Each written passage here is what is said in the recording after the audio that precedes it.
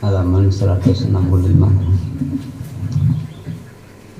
Ila hadratin Nabi Mustafa Rasulullah sallallahu alaihi wasallam. Al-Fatihah.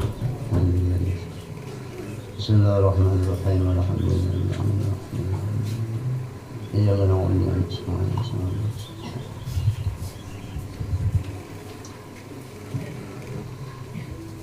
Bismillahirrahmanirrahim. Alhamdulillah Rabbil Alamin. Wassalatu wassalamu ala sayyidina Muhammadin wa ala alihi wa sahbihi ajma'in, amma ba'd. Qala al-musannif rahimahullahu ta'ala wa nafa'ana bi ulumihi fid darin. Al-faslu tsani fi risalatil ajza'il mu'aibati lil badani. Pasal yang kedua pada menyatakan menghilangkan akan busuk yang memberi aib bagi badan, sesuatu nang maulah kada nyaman di waktu nang memberi aib,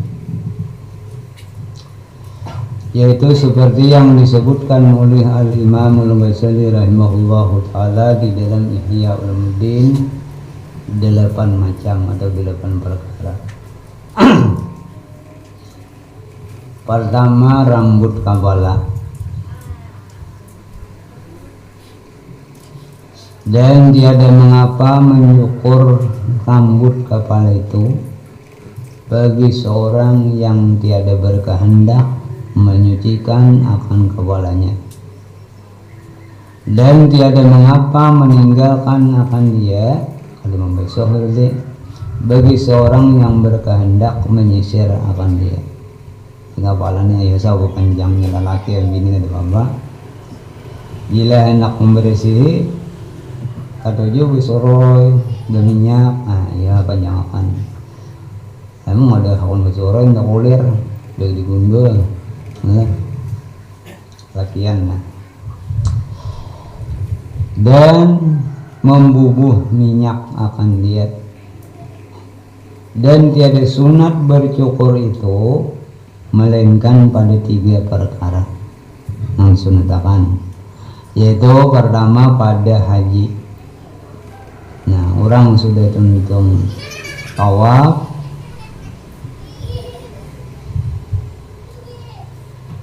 sunatnya bercukur. Umrah juga. Dan pada kanak-kanak yang baru diperanakan pada hari yang ke-7 atau lainnya lebih pada 7. Dan makruh menyukur setengah rambut dan meninggalkan setengahnya. Nah, itu makruh, kita rajin tuh. Baik begundul buat pahala sunat. Kedua, misi singot di sini.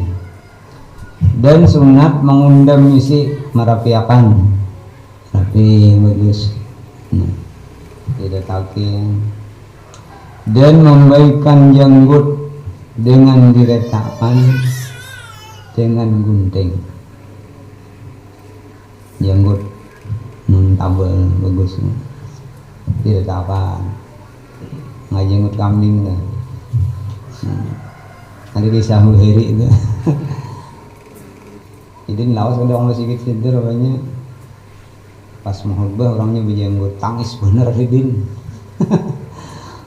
Tangis sampai tontongan jam beliang.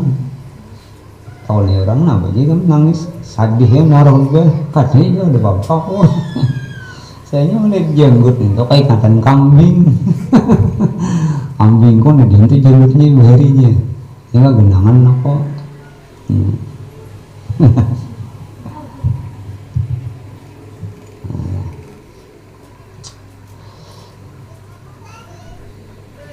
Jadi belakang anak tuh udah hari ke-7. Biasanya langsung dicukur biasanya lah. Kedua dia misi sisingot.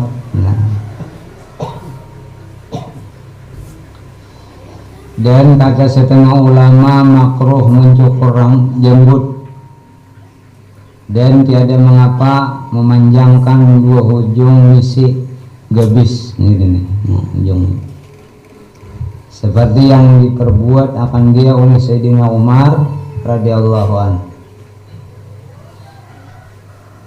Yang ketiga, rambut ketiak sunat diberi sih, yang dihilong itu kuning kayak pirang ketiak mau aja. Nah, dan sunat mencabut bulu ketiak pada tiap-tiap 40 hari sekali hukumnya, 40 hari cabut. Dan memadalah mencukur akan dia Jawa itu gundul mana cabut sakit ini gundul. Jika ia tidak berada kada terbiasa kita mencabut akan dia, karena mencabut itu terkadang menyakiti akan dia, karena yang dimaksudkan ialah menyucikan dia. Nah, dan yang dimaksud jadi bila digundul otomatisnya bersih. Dan yang demikian itu memadai dengan dicukur atau dengan kapur dicabut itu. Dan seyogianya jangan ditakhirkan daripada 40 hari, jangan sampai habis. Jadi 40 hari cabut. Yang keempat, bulu ari-ari. Ini ada yang seumuran ada yang gendulin ini. Ayo pirang. Nah, sunat menghilangkan akan dia dengan dicukur atau dengan kapur. Dan seyogianya jangan ditakhirkan daripada 40 hari, jangan lebih. Ini lebih ada dapat pahala sunat lagi. Nah, kalau sudah di 40 ini dapat pahala sunat. Kelima, kuku. Dan sunat mengerat kuku, mengirisi juga, karena sabda Nabi sallallahu alaihi wasallam, ya Aba Hurairah, kallim asbaraka fa inna syaitana yaqudu ala ma qala minha. Artinya, hai Abu Hurairah, kerat olehmu akan kukumu, karena syaitan itu duduk di atas yang panjang daripadanya. Nah, ini mungkin syaitan di koko. Sabilah yang namanya long. Dan kata Imamul Ghazali rahimahullah ta'ala di dalam Ihya Ulumuddin, walau kana tahta zufri wasakhun fala yamna'u dzalika si'adal wudu, li'annahu la yamna'u wudu usulul ma'i wa li'annahu yatasahalu fihi lil hajat. Artinya, dan jikalau ada di bawah kuku itu cemar-cemar kotoran daripada daki, makanya itu tiada menegahkan yang demikian itu akan sah air sembahyang, karena bahwa yang demikian itu tiada menegahkan akan sampai air kepadanya, karena yang demikian itu dimudahkan di dalamnya oleh syarat karena hajat. Nah, ini mau nari gede-gede juga dua kokok ini, asal jangan getah aja sampai yang anu banyak itu, tapi bila getah wajib hilangakan. Nah, kalau deki aja ada apa-apa sampai aja banyak. Nah, karena adalah Nabi Sallallahu Alaihi Wasallam menyuruh mengharap akan koko dan menegur ia akan barang yang melihat ia akan cemar-cemar yang di bawah koko. Orang Arab padahal tiada menyuruh ia akan mengulang akan sembahyang mereka itu. Nah, walaupun panjang kokonya ada tak teki di bawahnya, Nabi menegur menyate, tapi nang sudah sembahyang nang lalu pada suruh memiliki kalimulangan, jadi berarti sahaja. Nah, dan kaifiat cara gitu, mengerat koko, cara mengiris koko tangan itu bahwa hendaklah dimulai dari telunjuknya yang kanan. Nah, dulu mengirisnya, kemudian maka jari tengah beirit, kemudian maka jari manis Kemudian maka kelingking tangan kanan, birit. Ibu tangan tinggal loh. Jadi telunjuk, jadi tengah, jadi manis, kelingking. Ibu tangan tinggal. Maka kelingking tangan kiri, ketiwa ulang. Nah sebelah kiri kelingking. Kemudian maka jari manis. Kemudian jari tengah. Kemudian maka telunjuk yang kiri. Kemudian maka ibu tangan yang kiri. Kemudian maka disudahinya dengan ibu tangannya yang kanan. Nah ini menurut Imam Ghazali. Ujar adalah fadilahnya itu supaya jangan sampai kaur benar. Bisa kaur benar nih. Nah jadi ibu tangan lo, nah terus irit ini ulang, nah, terus anyar nih pambihan. Nah, menurut Imam Ghazali. Imam memang lain, ada lagi yang lain pendapat. Ada mulai ibu tangan, ke tengah, hanya kalengking, hanya ibu tangan, ada apa telunjuk, hanya jari manis. Ada bermacam-macam bicara. Jadi Imam Ghazali ini mulai telunjuk, diakhiri dengan ibu tangan kanan. Adapun kaifiat mengarat kuku kaki, berarti menghirisi kukunya nih, maka yaitu yang dimulai daripada kelingking kaki yang kanan, kelingking kanan, dan disudahi dengan kelingking kaki yang kiri dengan tertib itu.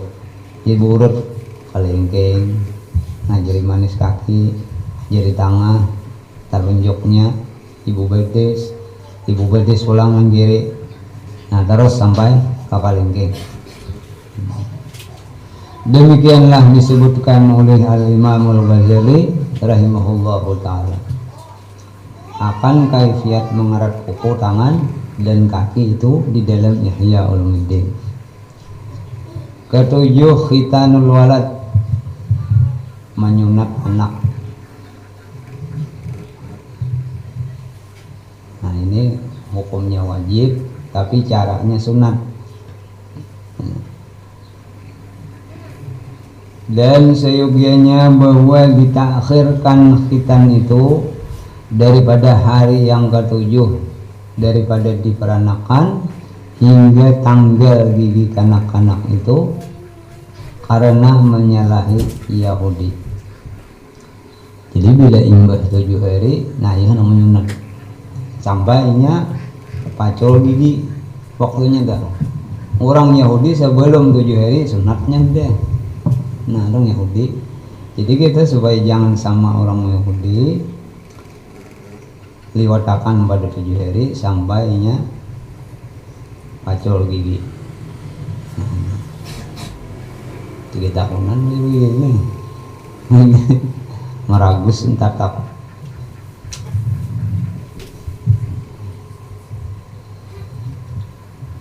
Kata Imamul Ghazali rahimahullahu ta'ala, fahuwa ahabbu ilayya wa ab'adu anil khatar. Artinya mentakhirkan hitan hingga tanggal gigi kanak-kanak itu terlebih kasih kepadaku dan terlebih jauh daripada bahaya. Menurut Imam Ghazali Hidin ketujuh bila sampai dituhakan sedikit. Nah lebih kesuai jadi. Karena mun anak benar itu umur 7 hari 8 hari ini bisa bertinjak tinjak berdiri sunat. Dan sabda Nabi sallallahu alaihi wasallam, al-khitanu sunnatun lirrijal wa makramatun linnisa. Artinya khitan itu sunnah bagi laki-laki dan kemuliaan bagi perempuan. Hukumnya wajib. Nyata dari caranya tadi sunnah hukumnya. Dan hukum khitan itu wajib atas orang yang akil balik, sama ada ia laki-laki atau perempuan, pada mazhab kita al-Imam Syafi'i radhiyallahu ta'ala. Hukumnya wajib.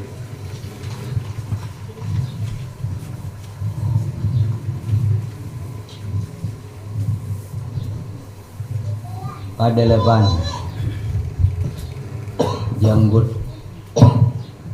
Kata al-Imam Nakhai, ajibtu li rajulin aqilin tawilil lihyati kaifa la ya'khudhu min lihyatihi wa yaj'aluha baina lahyataini fa inna tawassuta fi kulli syai'in hasanun. Ujar Imam Nakhai, heran aku bagi seseorang laki-laki yang akil bakal yang panjang janggutnya. Bahasa kitanya hirani bangga. Imam Nawawi merasa bangga melihat orang yang panjang janggut.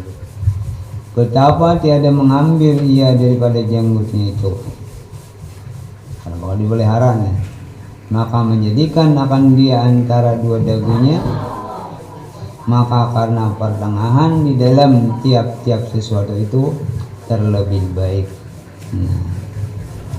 Orang janggut panjang, jadi Imam Nawawi atau jawaban arti. Dan makruh di dalam janggut itu 9 perkara. Pertama, menghitamkan janggut yang putih karena menyerupai bagi orang muda. Dan yang demikian itu didegahkan oleh Allah, oleh Nabi Sallallahu Alaihi Wasallam. Sabdanya, khairus syababikum man tashabbaha bisuyukhikum wa syarru suyukhikum man tashabbaha bisyababikum.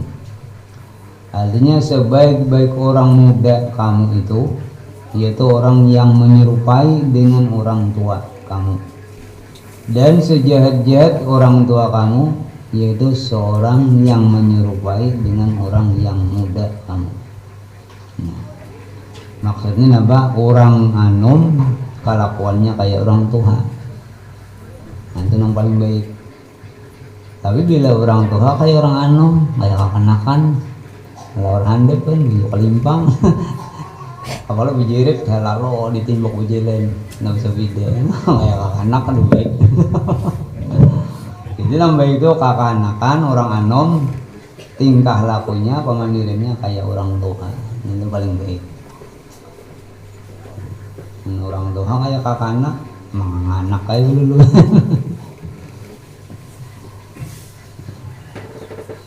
Kata Imam Al-Ghazali rahimahullah ta'ala, dan murad maksud ini yang di dalam hadis itu dengan diserupakan orang muda dengan orang tua itu, yaitu serupa pada kelakuan orang tua yang berakal, bukan serupa akan tua pada memutihkan janggut. Kelakuannya, tingkah laku, adabnya menurut orang tua. Awalah huban putih, rambut yang di putih lebih. Maksudnya itu kelakuan orang tua itu ditiru oleh anak muda, itulah orang yang sebaik-baiknya. Dan sabda Nabi Sallallahu Alaihi Wasallam, as-sawadu idzabu ahlinna, artinya menghitamkan akan janggut yang putih itu yaitu hinai ahli neraka, mewarnai warna ahli neraka. Hinai ini warna.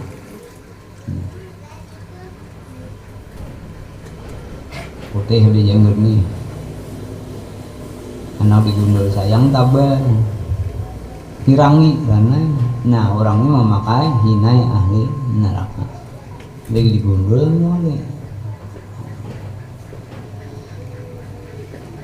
Dan pada satu riwayat yang lain, al-khidabu bis-sawadi khidabul kufar, artinya berhinai atau mewarna janggut dengan hitam itu yaitu hinai orang kafir. Banyak orang yang asamponya mengirang akan ini. Dan karena inilah kata setengah ulama haram menghitamkan janggut yang putih itu, melainkan karena perang sabil. Nah untuk perang boleh rambut hirangi, janggut hirangi. Saya kira kalau ada orang anom, itu tuh orangnya. Nah tinggal anom, aduh ini musuh.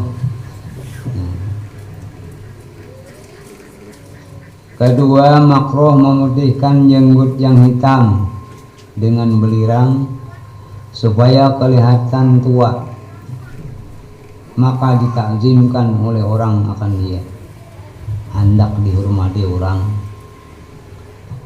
Putih rambut jenggot, ini niatnya niat supaya dipuja orang, dihormati orang. Karena yang demikian itu ditegakkan oleh syara, agama melarang. Ketiga, makruh mencabut uban daripada janggut, dan sesungguhnya menegahkan Rasulullah sallallahu alaihi wasallam daripada mencabut uban itu dengan sabdanya wa nurul mu'min. Artinya uban itu yaitu nur orang yang mukmin, cahaya. Kita kan nyanyi jenggotnya uban, rambut uban, kita kan nyanyi. So ubannya banyak bibinian dong cabutin uban nih, sampai doang cabutin. Ini padahal itu nur orang beriman. Gunakan aja. Itu putih sama sekali habis sebukuan kayak orang asing. Nah orang asing ada di ini, model rambut putih ini.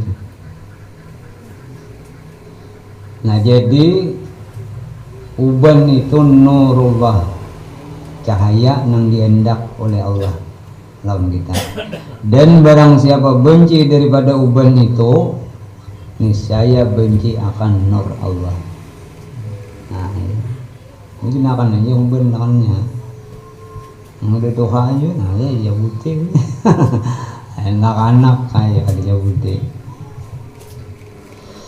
Keempat, makruh mencabut segala janggut atau setengahnya, karena Sayyidina Umar ibn Khattab radhiyallahu ta'ala anhu dan Ibnu Abi Laili Qadi al-Madinah telah menolak penyaksian orang yang mencabut janggutnya. Orang hendak ada masalah disuruh Qadi Abi Laili cari saksi kan. Nah, cari saksi terdapat dilihat di Qadi bahwa dicabut jenggut. Dosanya bisa jadi saksi ini. Cari nang kado dicabut jenggut. Jadi Qadi Abi Laili, Qadi Madinah itu kada menerima saksi seseorang yang janggutnya dicabuti. Yang lainnya menggundul, lain dicabut. Kelima, makruh mengurangkan janggut daripada adat yang pertengahan dan melebihi akan dia daripada adat yang pertengahan. Asa kata belen cabuti, asal ada sedikitan tambahi misalnya. Nah itu dilarang oleh Nabi, makruh hukumnya, karena sabda Nabi Sallallahu Alaihi Wasallam, khairul umur awsatuha, sebaik-baik pekerjaan itu nang pertengahan.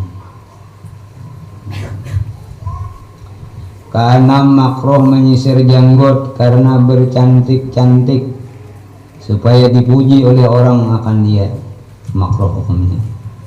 Sama kita nukar baju pakaiannya, bila bejangan beraksi makruh, tapi bila niat menutup aurat, nah itu sunnah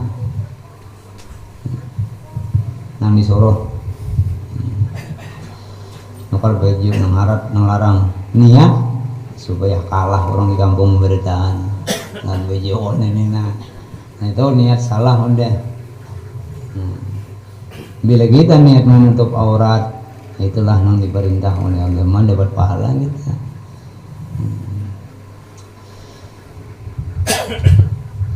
Ketujuh, makruh meninggalkan menyisir janggut pada susurian berkusut-kusut supaya dikata oleh orang akan dia zahid atau soleh.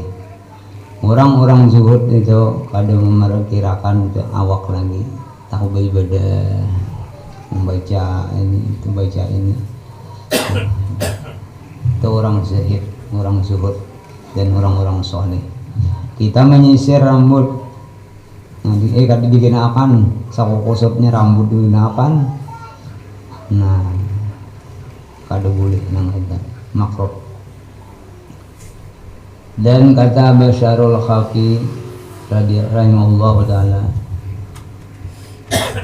fi lihyati syirkani tasrihuha li ajlin nas wa tarkuha mutafallitatun tatan li izharil suhdi. Di dalam janggut itu dua syirik yang khafi, yaitu riya. Pertama, menyisir akan dia karena dipuji oleh orang supaya dilihat orang bagus, orang baik. Dalam hati ini nawasoro ya rambut. Nah itu riya ngarannya. Kedua, meninggalkan akan dia berkosot-kosot saunyaknya janggut itu rambut dia juga karena menyatakan ia zuhud daripada dunia. Nah ini syirik khafi juga ngarannya.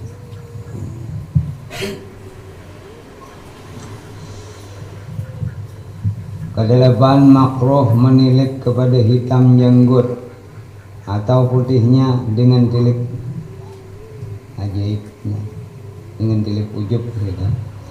Dan menilik akan jusuk segala badan dan segala perangai dan segala perbuatan dengan tilik ujub, yaitu dicela oleh syara, lagi makruh. Terkadang ia membawa kepada haram. Meliti awak lelaki ini kenal awaknya butot, nah dijaramin, wah ini haratna, nah ujub, abis burit dileti, nah dijaramin burit, nah nanya nganakan baju nih pas kade belakang itu, ada muka ngeliti orang, nah itu dilarang di dalam agama.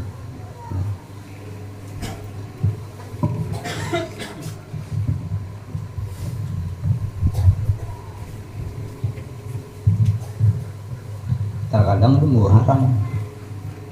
Nah, itu. Kesembilan, harus memirahkan janggut, boleh menghabangi dan menguningkan akan dia karena perang sabilillah supaya menggarunkan akan kufar, menakuti kita garun. Maka jika tiada yang demikian itu, maka dicela oleh syara. Namun jika niat hendak perang nih, nababa nih, dia bangun kuningnya, ada dia niat nababa, nah itu dilarang. Dan kata setengah ulama, sunat memirahkan janggut jikalau bukan karena menggarunkan akan kafir sekalipun, menakutkan pun kafir, dengan kasar mengikut sabda Nabi Sallallahu Alaihi Wasallam juga, dengan jangan mengkasatkan yang lain daripada itu, dan jangan mengkasat yang lain daripada menggarunkan kafir. Dan sesungguhnya bersabda Nabi Sallallahu Alaihi Wasallam dengan katanya, as-supratu hidabul muslimin wal khumratu hidabul mu'minin. Artinya mencelup, mewarnai janggut dengan kuning itu yaitu pakaian bagi orang muslimin, dan mencelup janggut dengan merah itu yaitu pakaian bagi orang mukmin. Nah, Habib Umar abang kuning janggut, Umar nang di mana Yaman, abang kuning, nah keduanya dipakai. Nah, bilanya kuning itu pakaian orang muslim, bila habang pakaian orang mukmin. Dan adalah mereka itu mencelup janggut merah itu dengan hinai pewarna, dan mencelup janggut kuning itu dengan kumkuma jafaran minyaknya. Dan haram mencelup janggut yang putih dengan hitam. Dan adalah setengah ulama mencelup janggut dengan hitam karena perang sabir. Dan yang demikian itu tiada mengapa dengan dia apabila benar niatnya, dan tiada ada di dalamnya itu hawa nafsunya dan syahwatnya. Nah, wabillahi taufiq wal hidayah. Nah, maksudnya al-babusani fi asraris salat. Insyaallah semuanya. Al-Fatihah.